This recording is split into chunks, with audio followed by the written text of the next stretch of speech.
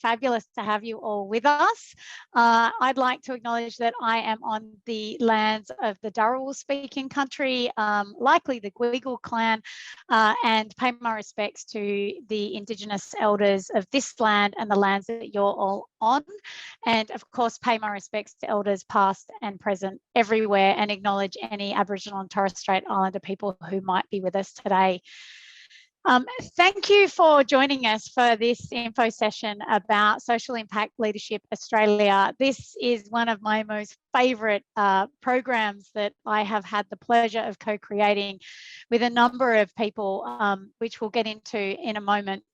The purpose of SILA is all about advancing the capability of leaders of organisations and ecosystems for a better civil society. And it is something that you're going to hear more about throughout this session this afternoon. Next slide, please. I'm joined with me, and you'll hear from them shortly, a really great panel. We have two of our Cohort One participants in SILA with us. So firstly, welcome to Melissa. I can see you spotlighted in the corner.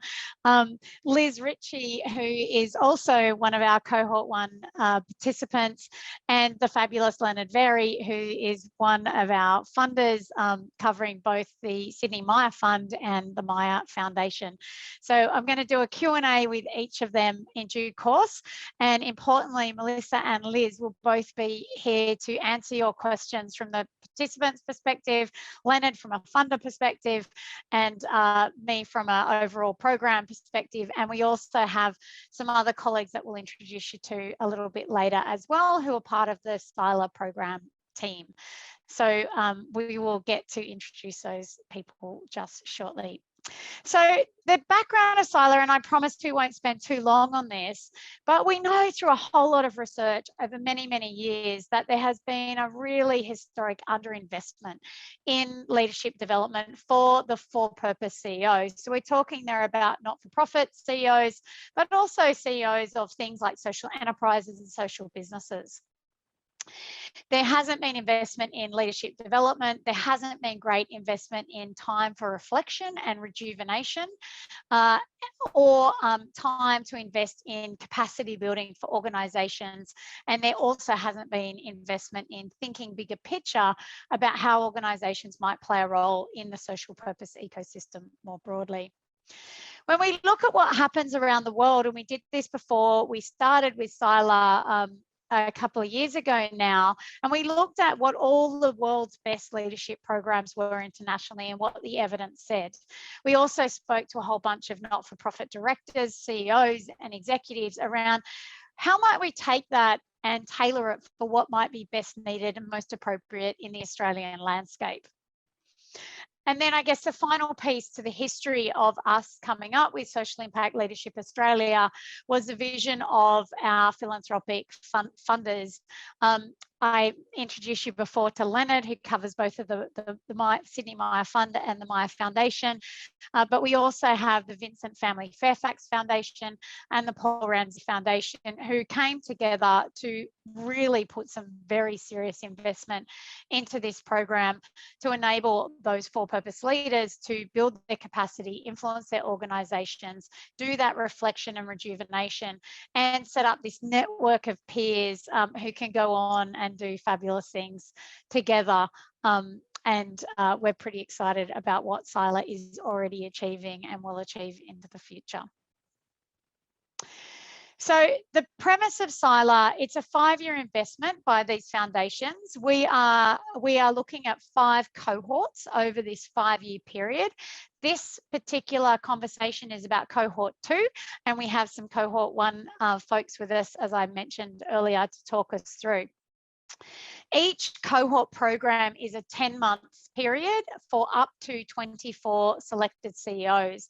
And this isn't just about selecting the CEO, it's also about selecting the organisations for which you work and the purpose for which you're here. The cohort that we're talking about today will run from July this year to May 2020. The cohort we currently have running July 2021 to May this year.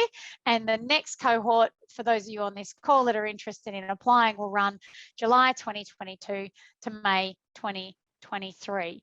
We have lots of pieces to this puzzle. Francesca is going to talk us through, who manages the program overall, is going to talk us through all of these components in due course.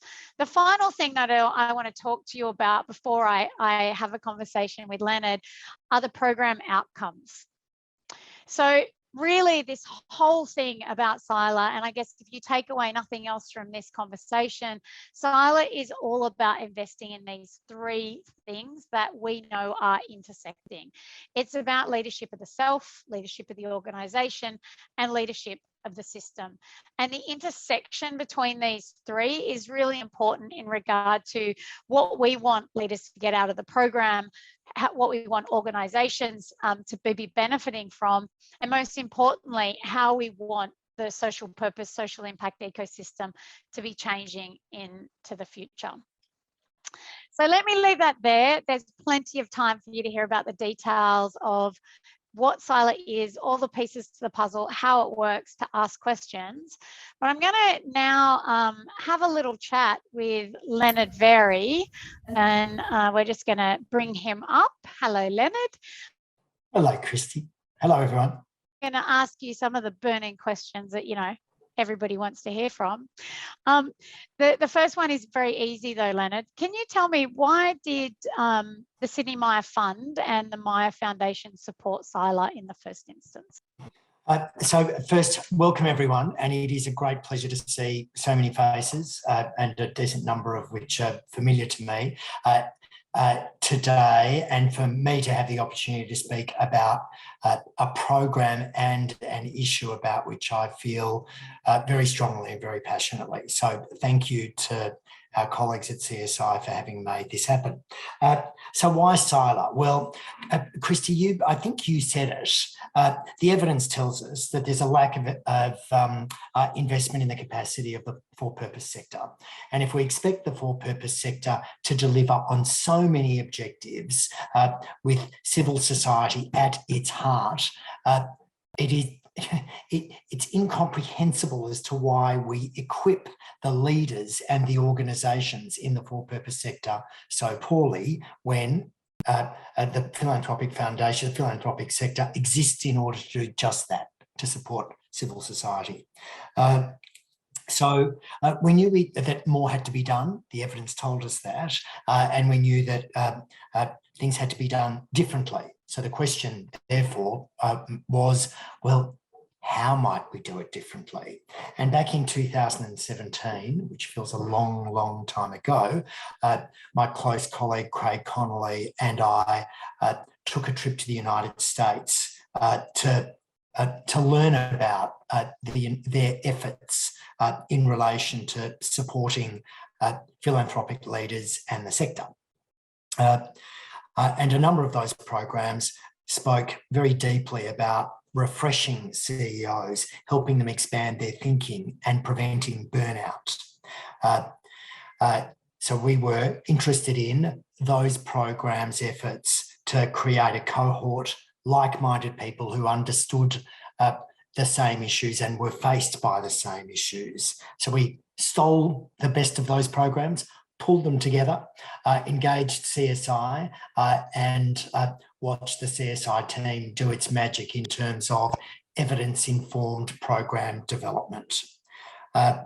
So we are a partnership of funders, and Christy, you've said that before, supported very ably by CSI. It's a brilliant collaboration, and we in the philanthropic sector often ask people to collaborate, and one of the challenges for us was to collaborate as funders and with our program deliverer, CSI, to create a leading development program. And I'm hopeful that that's exactly what we've done.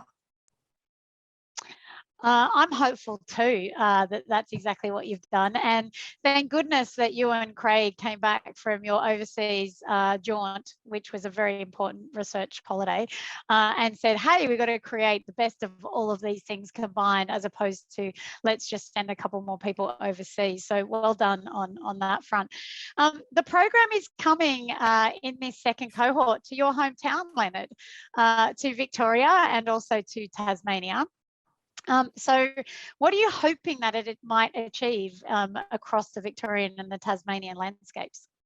Sorry, my mind is still stuck on the word jaunt, which I'm sure you couldn't possibly have intended.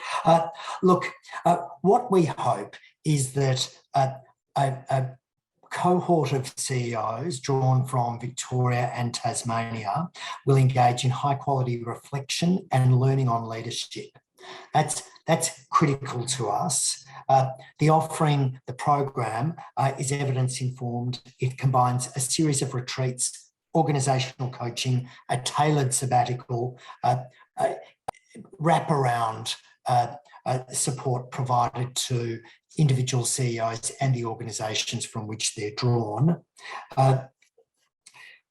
We had, when we were developing SILA, come to the view that the sector was in need of support, and then along came COVID, which tells us that there are increasing pressures on the for-purpose sector, and support for its leadership and development for its leadership and its organisations is required now more than ever.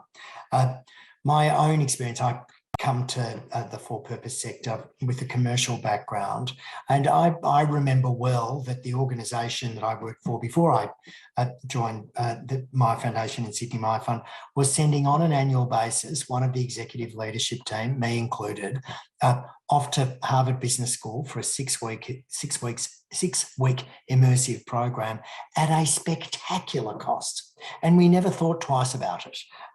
So I want for-purpose CEOs to have the benefit of a bespoke, sophisticated, evidence-informed program, so that each of those CEOs and the organisations from which they are drawn can contribute further to the sector and find themselves with an opportunity of development and refreshment. That's what I hope. Those are good hopes, and I'm with you on those hopes. Final question, and I'm sorry about my dog. Final question, who likes to pop into all my webinars occasionally, barks, at the most appropriate times. But final question is, part of the landscape piece of the assessment process of how we work is one of the funding partners sits on the selection committee. We do have others, so it's not exactly, you don't have to feel like you need to know Leonard to get into the program. But Leonard, as somebody who'll be part of this selection program going forward, can you just give us one or two things that you'd be looking for in good candidates for the next cohort? Yeah, look, I mean, my ambition is to meet a whole lot of talented, interesting, motivated people, and to have the cohort constituted by a variety of leaders. I'd be horrified were I to know all of them. That's absolutely not what this is about. Look, I think it's about open-mindedness, finding leaders who are open to having their thinking challenged and have their way of operating challenged. Look, I'm a member of a group of philanthropic peers. I know how nourishing that group has been for me for many years now. I would hope that we'll be looking for people who would be in search of a cohort, a network with whom they could engage on an ongoing basis, frankly, into the distant future. So I'm interested in all of those characteristics. I'm interested in leaders who want to give others in their organisation an opportunity to step into the leadership role, because, of course, that is an intrinsic part of this program. I also, Christy, wanted to say, did you want to jump in there? I saw you. No. Jump in at will, though, Christy. I also wanted to say that one of our objectives in the development of this program, and it's a shared objective among the funders and the Centre for Social Impact, is to demonstrate and support a culture of permission. Permission for organisations to invest in their own development, permission for boards to invest in their leadership, and permission for the funders, philanthropic and otherwise, to invest not only in capacity building, but in learning and refreshment for the for-purpose sector. This is but one program. We need a whole lot of capacity building if our sector is to deliver to its promise. Yeah, it's one of the things I love about the investment from the funders is the messaging around the signalling about the culture of permission. And we might pick that up again, the culture of permission, when we have a discussion with Melissa and Liz, because getting your boards on board for this is part of the key thing. And so we'll pick that up again in due course. Leonard, I'm going to invite you back in to be part of our panel conversation later. I'm just going to hand over to Francesca now, who's going to tell us about the components of the program, which will give all of you on this call a better understanding of the pieces to the puzzle, and also hopefully help give you ideas of the kinds of questions you might want to ask us later. So over to you, Chair. Thank you.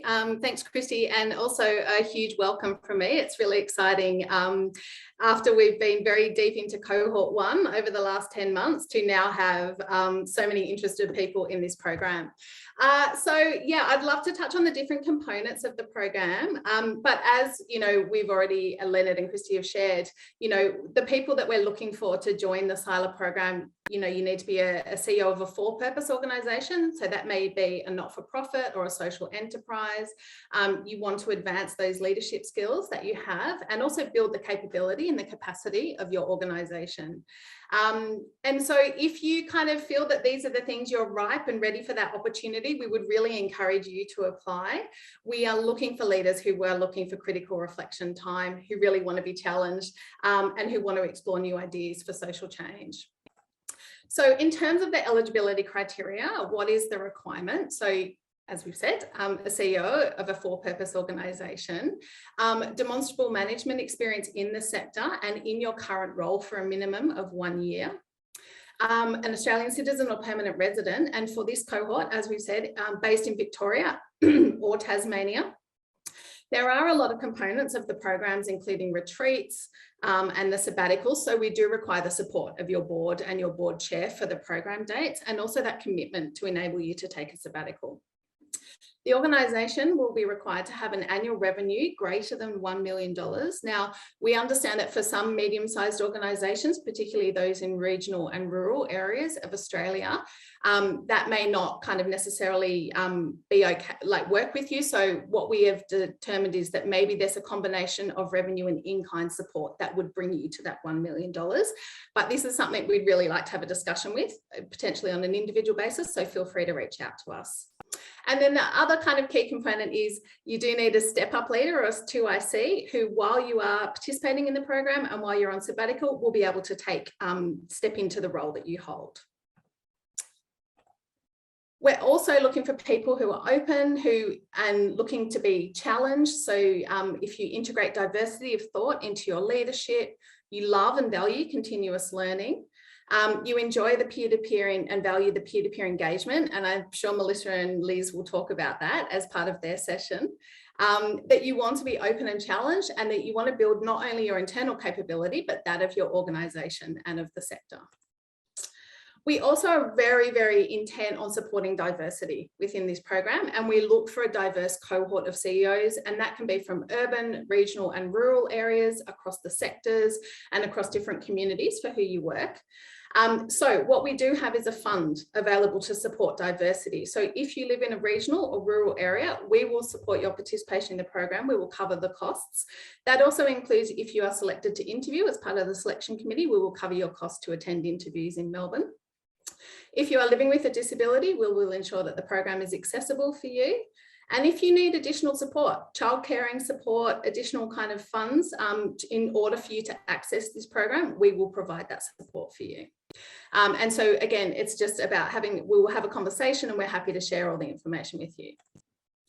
So there's lots of great parts to SILA, and this is very much based on the research that Leonard and Christy have talked about. So there's the way the SILA program starts with a number of assessments, which are individual online leadership and wellbeing pre-assessments, and they kind of are at the front of the program. We also, each CEO and your Step Up leader have access to executive coaching throughout the entire 10 months, which is a wonderful way for you to kind of, talk through a whole range of issues, but also it's great for you and your Step Up leader to have access to that. We run some small online group sessions to enable peer connection, and then we will take you on three-day very immersive retreats into leadership and leadership content, and they're run by a whole range of different, our different team. There is a 3-month sabbatical. It's a tailored sabbatical, and you will identify different areas that you would like to explore while you're on your sabbatical, but that is a 3-month disassociation from your organisation, and that's where we help support your Step Up leader as well during that time. We have organisational capacity building. So there is a fund. We will help you with your organisation and with our partners at AGSM work through an organisational diagnostic tool, which is a workshop as well as a series of like a survey with different members of your team.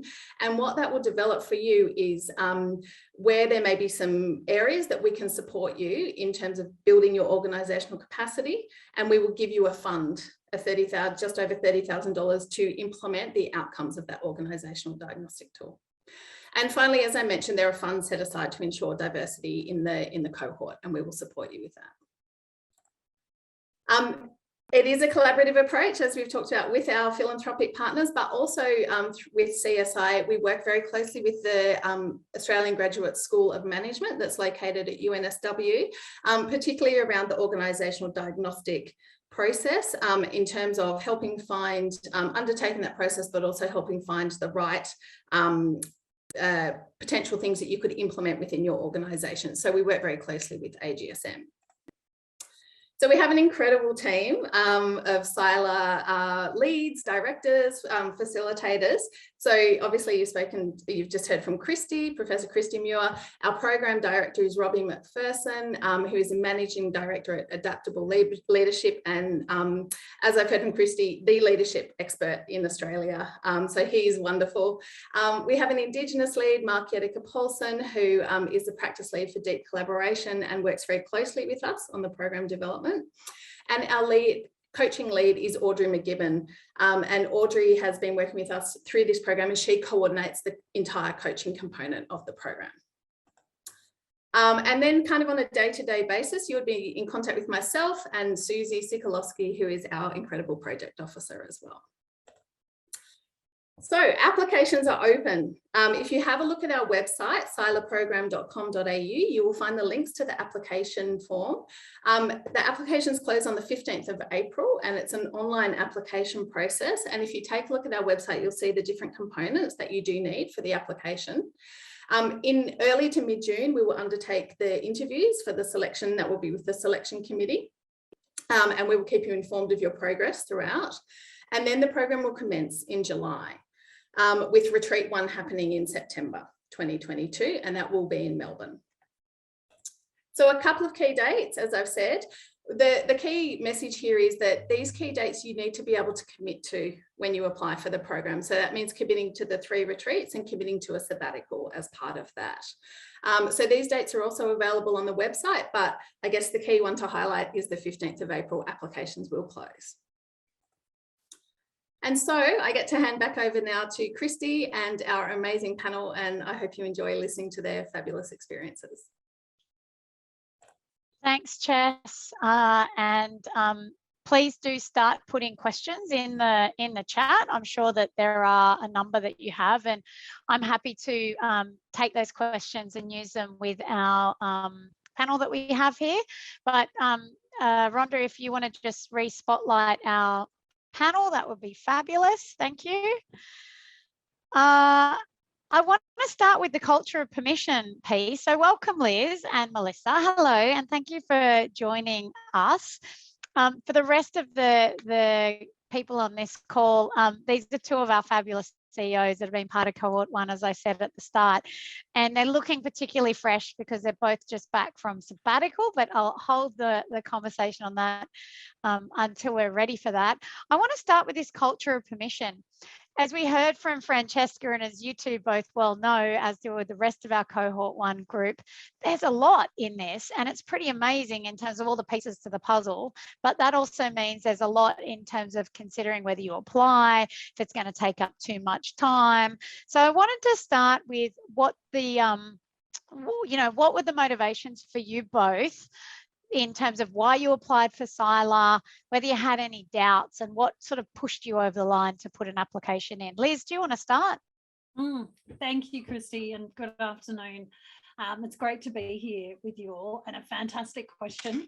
I'm actually going to put a shout out to a dear friend and colleague, Natalie Edgington here, who's on the call from FRRR, because it was Nat who actually sent the program to me on social media, and with the purpose for me to share it amongst our friends and colleagues. And it was at that moment that I took a deep dive and had a look at the program myself. And, the question about permission is such a great one, because at the time of seeing the program, I was completely exhausted. And I'm sure many of you here today could relate to that. Probably in the middle of last year, you could definitely relate to that. And maybe you can still relate to that, although hoping you've had a break over Christmas. I think that the piece for me that I found so powerful, having undertaken a number of other leadership programs, I could see that this truly was a wraparound program, and that when you look at the research that both Christy and Leonard have lent into in the discussion about what we do as leaders in the for-purpose sector, it just resonated so much with me. The work that I do and love doing, leading my organisation, the Regional Australia Institute, I've always said is much more of a vocation than it is a job. And so we give so much of our heart and soul to the work, to the organisation, to make the difference, to serve the purpose. And that alignment has always been, something that has driven me, and I like to think, how we get here as CEOs and leaders. So the timing was really critical. My organisation had been through significant change. I had also personally been through significant change. My little family, I had a 15-month-old daughter when I became CEO, and it was a really interesting time. I stepped into a co-CEO model and quickly found out that our business was not in such great shape at the time. So there were many surprises under the rug, and it was a really big transition piece. So the permission to actually apply and think about how I could make this work was gradual, in that I had to really think through, can I step away from the business? Is it the right time? Who could step up? And can I kind of sit with that, what feels like potentially initial guilt, although when you're applying, you're really just sitting in that really optimistic, hopeful space that you're going to get the interview and you're going to be accepted. So, you do have time to kind of work with that permission piece as well. And I'm really mindful of time, so I'm going to stop there. Thanks, Liz. Melissa, what are your perspectives on that? Yeah, so for me, I remember hearing years ago, the organisation stops growing when the CEO stops growing. And I've always been really conscious about my own learnings. And before SILA, we were in a really interesting spot where, we only had 2 managers. We were a very tiny team. And within the space of a couple of years, we had grown rapidly. And we suddenly had 8 managers in our management team. And I realised that we were sort of embarking on a different stage of the organisation. And we were facing new challenges as well. And I knew that it wasn't just myself that needed support, but it was about seeing this as an opportunity to bring our team on the leadership journey as well. So the other part to it was that I felt ready to be challenged. I felt ready to start asking some of those really critical questions about our effectiveness, my leadership effectiveness. Are we moving the dial in the social issues that we're trying to address as well? And ready to be vulnerable. And so I think that's probably one of the key lessons that I've learned. You can't do SILA without ready to be vulnerable as well. So I felt like personally I was ready for the opportunity, and also the team were ready, and they've absolutely loved their experience so far with the program as well. So a lot of the aspects were lining up really well for our organisation, and we were just ready to be challenged in multiple areas. Thank you. I like that piece around the bit about ready to be vulnerable, ready to be pushed, ready to learn and grow. And that concept of, you know, if you ever think you're ready to stop learning, then actually your organisation is going to start to stall. So I love that, Melissa. Thank you. I want to stay with the early stages just for the moment and ask a follow-up question to you both. I want to understand what process you went through to get your boards on board for this, and was that an easy conversation? Was it difficult? What would you recommend to the potential applicants here around bringing their boards on board?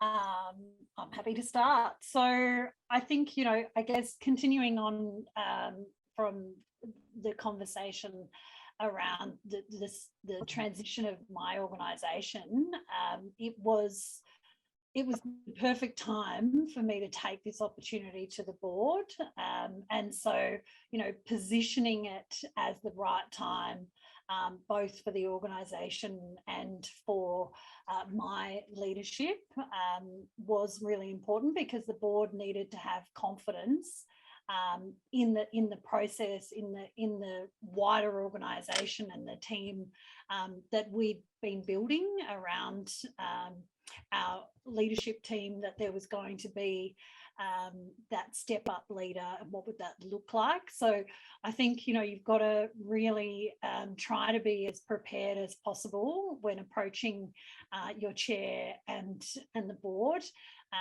But I think, you know, what I would say about, you know, my chairman at the time is that, you know, we had a very good relationship. He knew, he understood the research as well. I sent the research and I really lent into that. You know, we did have a close relationship. He knew some of the struggles. He knew them well and intimately, and he knew that this was, you know, the right time. So I guess, you know, let's go with that theme of vulnerability, but really, you know, preparation, I would say, as well. Yeah, thanks, Liz. And that prep's really important so that the board can think through about, you know, from a governance perspective, are they reassured that there are plans in place for when you step away? And we'll talk more about sabbatical in a moment. But Melissa, how was your experience with getting your board on board? So we were really lucky. Our board are very supportive, and I know that's not always the case in all organisations, but we still put a case to them, and we kind of presented it, what's the opportunity cost? What are we potentially missing out on by not engaging in such a significant opportunity? And what we quickly learned was that this is a great opportunity to retain talented staff, because as I've mentioned before, it's not just investing in the CEO, it's investing in your step-up leader, and there's ripple effects to that as well. Additionally, it's what are the prospects of potentially stagnating by not taking up this opportunity? What are the opportunities around innovation as well? So we kind of looked at some of the key outcomes that we would achieve and presented that, and it kind of was a bit of a no-brainer for them to at least apply and, you know, see where you go along the process.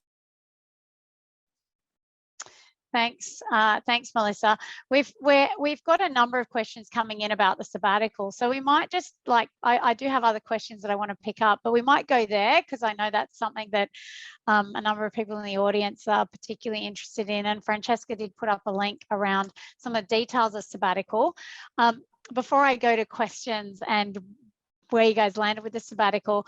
I mean, you know, Leonard, this was one of the ones that we struggled with at the start to get this over the line with the foundations, even because this culture of permission to step away. What do you mean you're not going to be here for 3 months? How are we possibly going to manage? Is a real fear, which is an understandable fear, particularly when boards get super comfortable with really exceptionally good CEOs. And so that's a tricky one. The other thing about SILA, which is based on the research that we made sure of, is that we are not trying to prescribe a perfect sabbatical. It's not the case where we say your sabbatical has to include this learning environment or this trip to X, Y, or Z.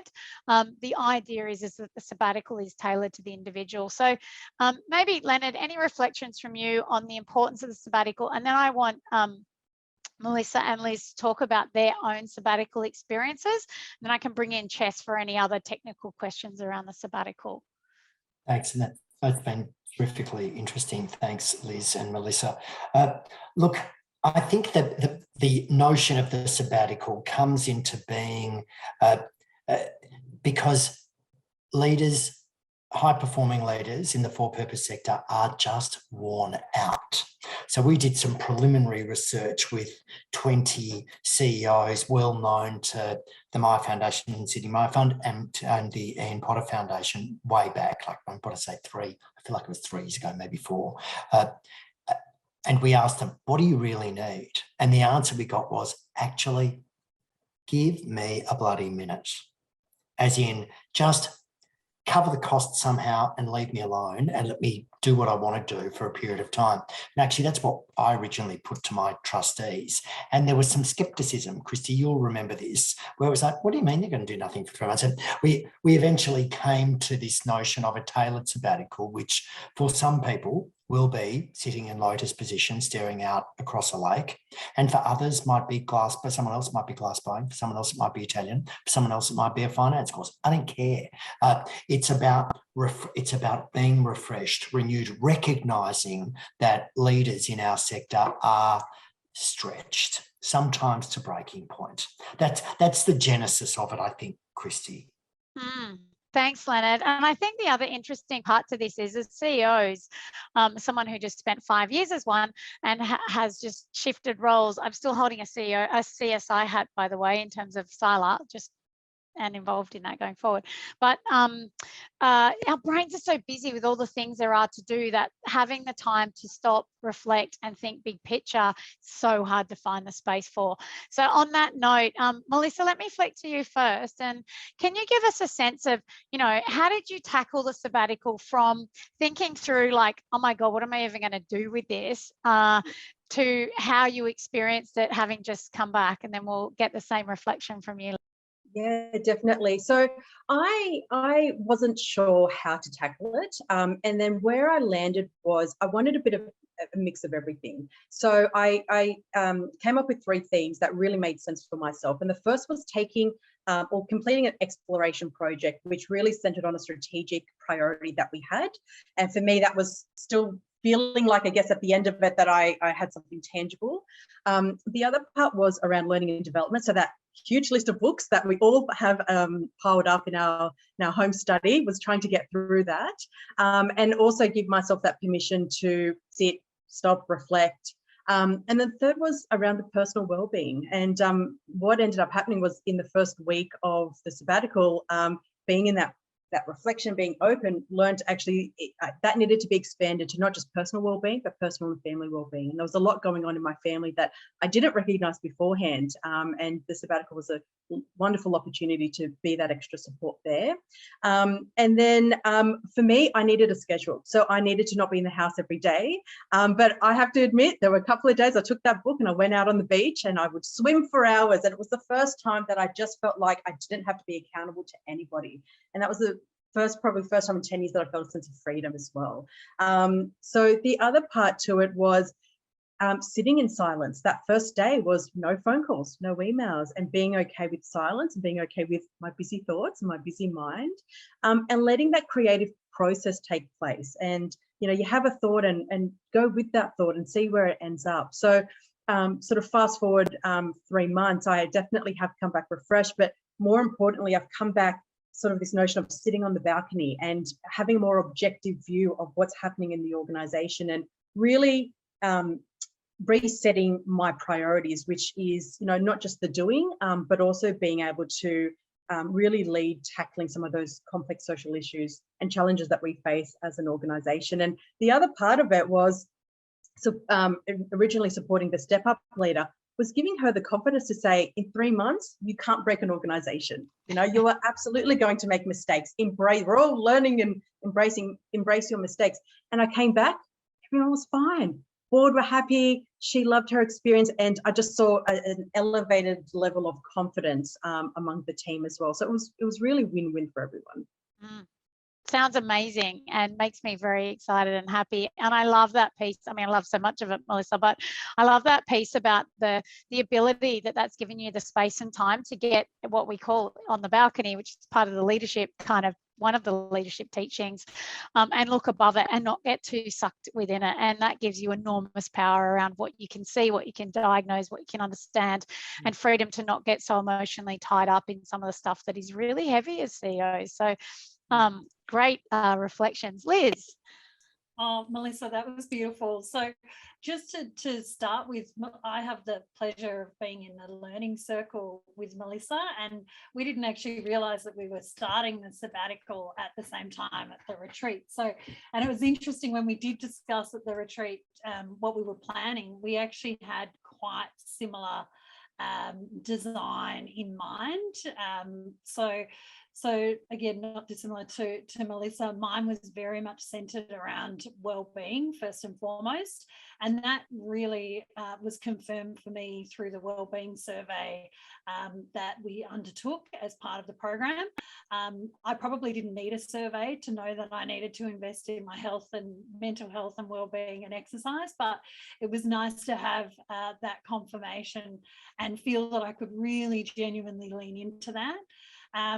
Likewise, the list of books and leadership, like probably many of the CEOs here today, I've had a lifetime fascination with leadership and what motivates people to do what we do, the why that sits within what we do.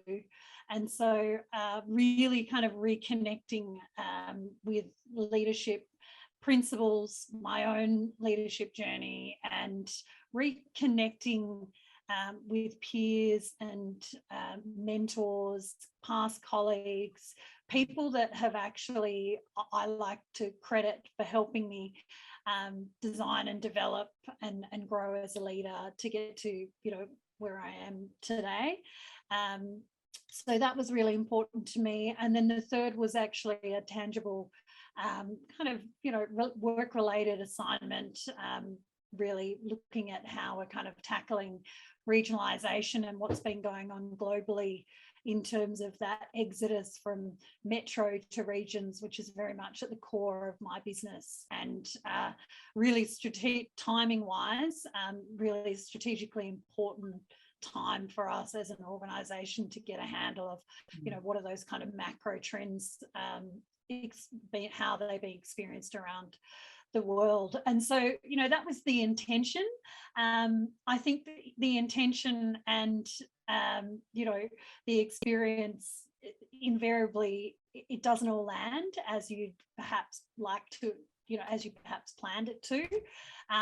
But what I'm incredibly pleased with and probably most proud of was that wellbeing did become my central theme very, very much.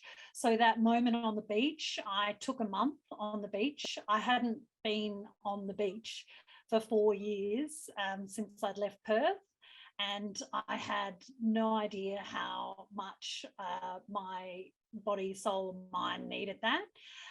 In saying that, the beach is a great place to do your reading, so you can really kill those two birds with one stone.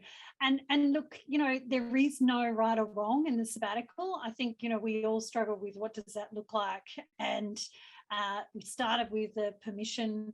You know, there is an element of guilt. I think we've all felt a bit of that. But in preparing the organisation and preparing the team, as Melissa said, letting them see that there's value in this for everybody. This is organisational wide value and ecosystem value as well, which I know, you know, we're going to touch on. The issues that our organisation touches on are many of the issues that each of your organisations are focused on. So we're in this really exciting space, I think heading into our next retreat, our second and third retreat, that we're really going to start to delve into that. But yeah, it was reflection, renewal, reconnection with friends and family coming out of COVID. I didn't realise how much I'd kind of isolated myself to work. And so really giving myself space to reconnect to people and friends was really, really important. Nice. Liz, while I've got you, and I'm going to get to our next broader question about what lessons you've started to learn, so be ready for that, Melissa, in terms of thus far. Our regional friends, colleagues, peers are really important to us in this program. I note that the fabulous Jenny Wheatley and David Hardy are on this call, hello, who are co-funders of this. VFFF are big supporters of this program. We have committed for this program overall for every cohort to have at least 1/3 regional rural participants. And so we are open to encouraging regional rural participants to join us. We're also looking, based on learning, someone asked a question from Cohort One, to kind of have an exemption asterisk around that revenue stream. And shout out to friends as well, like Natalie from FRRR, who've encouraged regional people to apply. Please do that. That's fabulous. But Liz, from your perspective, why should somebody in a regional rural area join SILA? And is this sort of an appropriate program for somebody living in a regional or rural area? Oh, look, I mean, firstly, absolutely, it's an appropriate program. It's an appropriate program for any CEO in the for-purpose sector, in particular our rural and regional leaders who are probably, depending on where your business is based, having those face-to-face connections with like-minded leaders, it can often be a little bit harder if you're not in situ in CBD locations. So I think there's that element of, where is your business located, and, what is the peer support network that you're engaging in or wanting to engage in is often the case. We know how lonely at times the CEO roles can be, and the challenges that we're all trying to grapple with in our businesses, in our lives, in our families. The program really encourages you to bring your whole self. And I think that as particularly rural and regional leaders, this program is an absolute gift. I feel immense gratitude, and I know that Melissa and all of our cohort feel that. And it just sits with you. You just, every time I think about the program, I'm just overwhelmed with gratitude that we had the opportunity to get this gift of space and time. So, yeah, hopefully that answers the question. And we're all grateful for you all too. It's a fabulous learning environment. Even as somebody who teaches into some of the program areas, there is always more to learn from such a fabulous cohort of leaders. On that note, Melissa, let me turn to you around lessons so far, and then I might see what Leonard's learned from afar as he's been watching and coming to various things. But Melissa, you've obviously been through the organisational diagnostic part, the wellbeing survey, you've done a 360 review, you've done a part of the learning circles, we've done retreat 1, you've had your sabbatical, there's still 2 retreats to go and some coaching to be wrapped around. And obviously you've already reflected on the benefits for your organisation thus far and how you've used some of the funding. But what would be a couple of the things that you've learnt so far that you can even see that you're starting to apply? Yeah, so many. Probably a couple that I would point out is this whole piece about stepping into authority. And I see so many not-for-profit CEOs battle imposter syndrome, and I don't know why. We still battle this, but really giving yourself permission to own what your strengths are and to not apologize for them. I remember at one of the retreats, I partnered with another participant, and we spoke about why sometimes we have to apologize for our busy minds, for our high energy. So I thought that was really interesting. Another lesson is around how to ask a difficult question. And I know that sounds really simplistic in nature, but sometimes hard to practice as well. And another lesson was about how, in essence, our experience in the program is also role modeling to our team as well. So one of the things I did after our first retreat was to come back and share with my Step Up leader all the amazing lessons and content that we learned from the retreat. And we focused a lot about assumptions. And I know we should never make assumptions. It's easier said than done, but actually practicing catching ourselves out when we make assumptions. And so now, not just for herself, but across the organization, I'm hearing people say, actually, I just made an assumption. Let me go out and find some more information. And that was just from a little bit of me sharing that experience. The idea of the Step Up leader, again, a concept that came from the program, and obviously my Step Up leader experienced that, but she's now taken her experience and shared that with the rest of the organization. And now that is a process that's been applied even to our frontline staff, where they're designing it now, but later this year, they'll have opportunities to step up in their role. And so I feel like the lessons that I've learned around leadership and capabilities, the change in my behavior and my sort of attitudes and what the team see, there's a ripple effect to that as well that goes on in the organization. And again, there's been some really practical elements. The coaching has been amazing. The Step Up leader and myself, we have the same coach. We really liked that. That was an element that we wanted. And there were times when the three of us met and to really address some of the challenges we were facing. And as part of that capacity building funding we received, we allocated a little bit of that for the coach to come and work with our management team. And she's now going to support our team for the next 6 months, sitting in on team meetings and really helping us get through some of the challenges that, natural challenges that we will be facing. So both practical and others as well. Some really great lessons, Melissa, and imagine how many you're going to have after another 2 retreats. I also loved, and you can read it online, Melissa wrote a great piece for Philanthropy Australia about questions to ask, and I loved the question that you asked that you learned through SILA around, do you understand your leadership shadow, and what kind of culture that drives. I think that's just an incredibly powerful question. Liz, any top lessons from your end that you've started to apply thus far? Yeah, look, I mean, Melissa's covered some great territory there. I think the piece that's really sat with me that I've explored throughout my sabbatical was actually a very deep personal kind of lesson that came through our learning circle. So we have this really amazing supportive learning circle of 6, and within there, we're challenged to bring to the group something that we're struggling with, something that we're trying to work through. And as CEOs, we have many challenges, but I'd had a very deep-seated challenge that I'd been trying to work through with the team.